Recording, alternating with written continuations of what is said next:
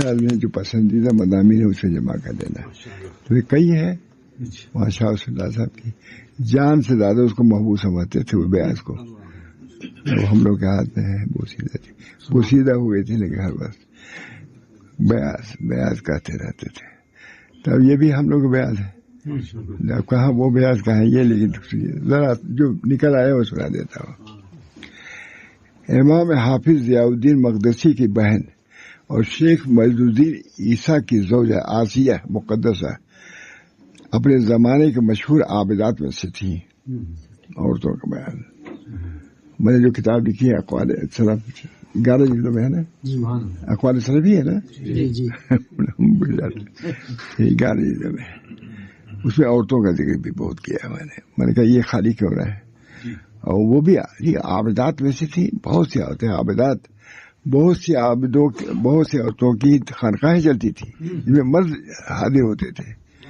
اب تو سب چیزوں کا وجود ہی ختم ہے. مرد ہی نہیں جانتے تو عورتیں کیا جانیں گی.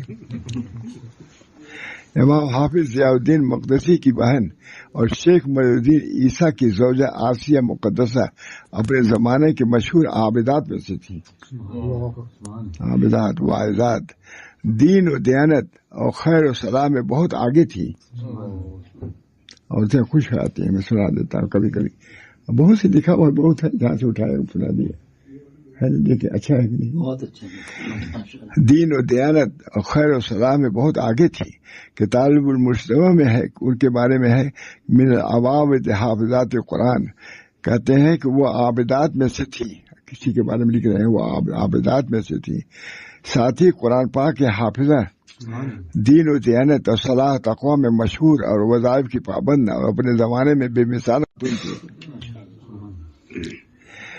ان چند مثالوں سے یہ واضح ہو جاتا ہے کہ بنات اسلام، یعنی اسلام کی عورتیں کا وجود مسعود دینی علوم و فنون اور اسلامی اعمال کے ہر میدان میں نمایاں رہا ہے. یعنی ان کے بھی اعمال ہیں جس کی وجہ سے دین آیا ہے یہاں تک. یعنی عورتیں بھی اس میں شریک ہیں. عورتوں کا نام کہیں آتا ہے کہیں نہیں. یہ بڑے لوگ، میری بات تھوڑی نہیں ہے. اور ان چند مثالوں سے واضح ہو جاتا ہے کہ بنات اسلام کا وجود مسعود دینی علوم و فنون اور اسلامی اعمال کے ہر میدان میں نمایاں رہا ہے. عورتوں کا کام بھی نمایاں رہا ہے. بہت بہت عورتیں. اور اسلامی زندگی کا کوئی گوشہ ان سے خالی نہیں ہے عورتوں کے. حتیٰ کہ زہد و تصوف اور خانقاہی زندگی میں بھی ان کی ذات بڑی پرکشش نظر آ رہی ہے.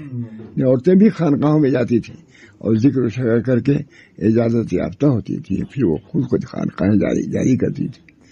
مرد ہی نہیں جانتے خانقاہ عورتیں کیا کریں کیا. سب ان چیزوں کو خام خالو سمجھتے ہیں.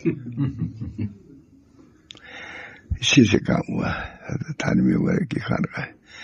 حتیٰ کہ زہد و تصوف اور خانقاہی زندگی میں بھی ان کی ذات بڑی پرکشش نظر آتی ہے. اور اس میں انہوں نے عورتوں کے ساتھ مردوں کی بھی خدمت کی ہے. مرد بھی مرید ہوئے ہیں اور تو خانقاہ میں رہے ہیں، ذکر و شکر کیا ہے اور اللہ سے نسبت تعلق پیدا کیا ہے. اس کے بعد اب دوسری بات ہے آگے اہل قرآن اہل اللہ. یہ بھی خاص عنوان ہے. اہل قرآن اہل اللہ، ان کو کوئی ولی سمجھتا ہی نہیں. اہل قرآن جو قرآن کو جنہوں نے اپنے سینے میں رکھا ہے وہ بھی اللہ کے ولی ہے. عن انس رضی اللہ تعالی عنہ قال قال صلی اللہ علیہ وسلم ان اللہ اہلین من الناس. اللہ کے کچھ بندے ہیں، اللہ کے لوگوں میں کچھ خاص بندے ہیں. قالوا من ہم یا رسول اللہ، وہ کون لوگ جو خاص لوگ ہیں؟ ہم اہل اللہ و خاصتہ یا رسول اللہ. قال اہل القرآن، اللہ کے خاص بندے اہل قرآن جو تلاوت کرتے ہیں، ذکر کرتے ہیں، قرآن کو سیکھتے ہیں. ہم اہل اللہ، ہم اہل اللہ وہ خاصتہ، ان کے خواص ہیں جو قرآن کو پڑھتے ہیں پڑھاتے ہیں. معمولی نہیں ہے حفظ کرنا، کام کرنا اور قاری ہے، معمولی کام نہیں، بہت بڑا کام ہے، بہت بڑا کام ہے. ہم اہل اللہ و خاصتہ. اخذ الحاکم فی المستدرک علی صحیح کتاب الفضائل.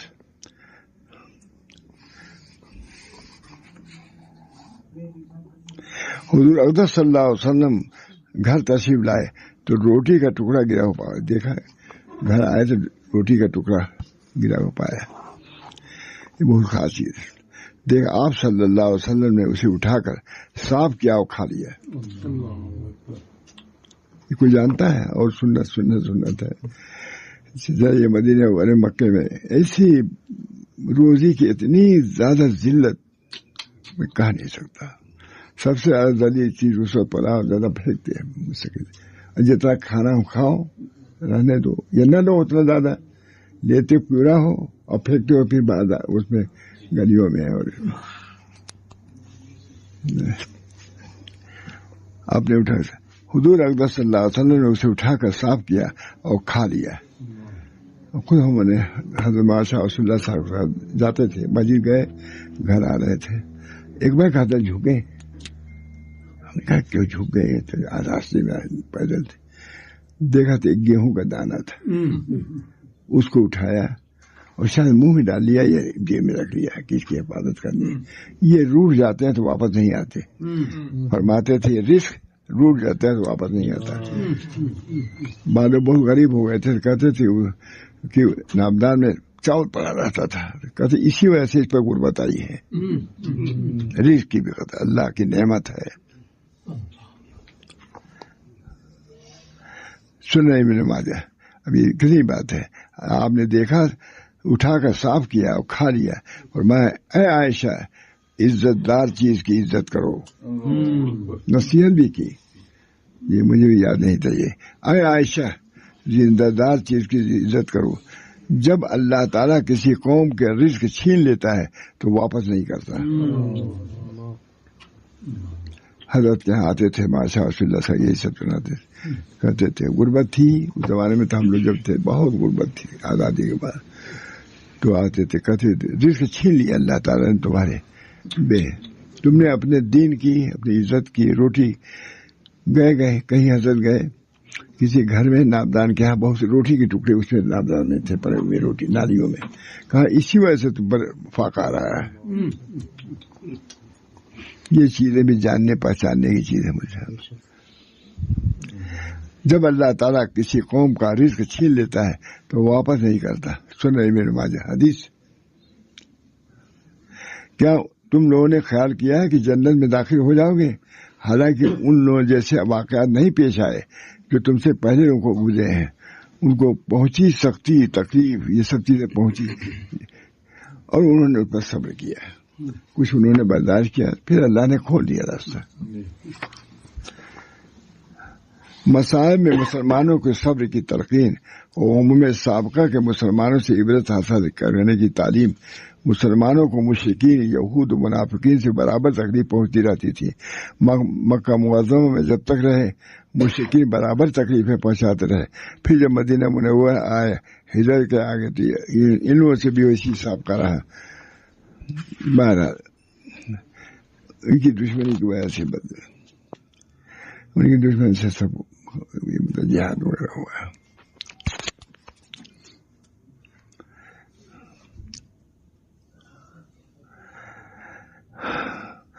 اسباب یہ آیت خندق کے موقع پر نازل ہوئی جبکہ مسلمانوں کو سخت تکلیف پہنچی تھی.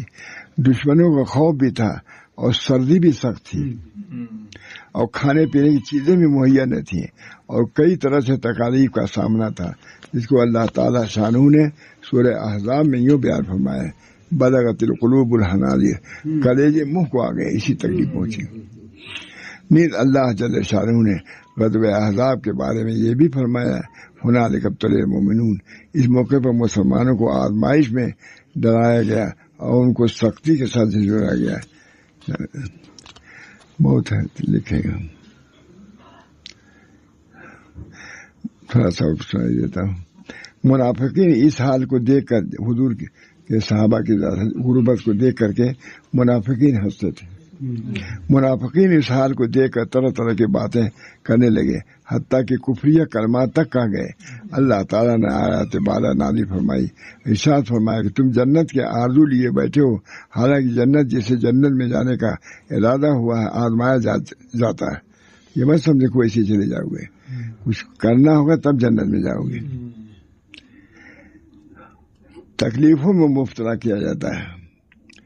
تم سے پہلے جو اہل ایمان تھے ان کو دکھ پہنچا، مصیبتوں نے گھیرا، تکلیفوں نے دبوچا، اور ان کو اس قدر سختی کے ساتھ جھنجھوڑا گیا. ان کے زمانے کے رسول نے اور ان کے ساتھیوں نے مدد میں دیر محسوس کی تو یوں کہہ دیا ہے کہ اللہ تعالیٰ کی مدد کم ہوگی. کتنی سختیاں آ چکی ہیں. جب وہ اس حال پر پہنچ گئے تو اللہ تعالیٰ کی طرف سے خوشخبری دی گئی، خبردار اللہ تعالیٰ کی مدد قریب ہے. اللہ کی مدد. کچھ پریشانیاں آتی ہیں پھر اللہ تعالیٰ یسر و سہولت بھی عطا فرماتے ہیں. بغیر کچھ پریشانیاں جھیلے ہوئے اللہ تعالیٰ کی طرف سے انعام. کچھ مجاہدہ کرتا تبھی تو ہوتا ہے. کتنا مجاہدہ کیا ہے حضرت حاجی صاحب نے، ماں تعلیم نے، سبھی نے کیا ہے. تب اللہ تعالیٰ نے ان کو نوازا ہے دنیا میں. ائمہ ہونے کا ان لوگوں کو اعلان کر دیا ائمہ ہونے کا. ہمارا یہ کتاب ہے رہتی ہے ہمارے پاس. آج ساتھ پہلے ہی مطلب سنایا بھی اس سے ہے، لیکن رکھتا اسی لیے ہو کہ موقع ہوگا تو سنا دیا کروں گا. دعا کیجیے اللہ تعالیٰ یہ مجلس علم کی مجلس تھی، عمل کی مجلس تھی اور تصوف کی سلوک کی مجلس تھی. اللہ تعالیٰ اس سے ہم لوگوں کو فائدہ پہنچائے اور صحیح طریق پر چلائے، اپنے اصلاح کی فکر پیدا فرمائے. کامیابی تو کام سے ہوگی نہ کہ حسن کلام سے ہوگی، ذکر کے التزام سے ہوگی اور فکر کے اہتمام سے ہوگی.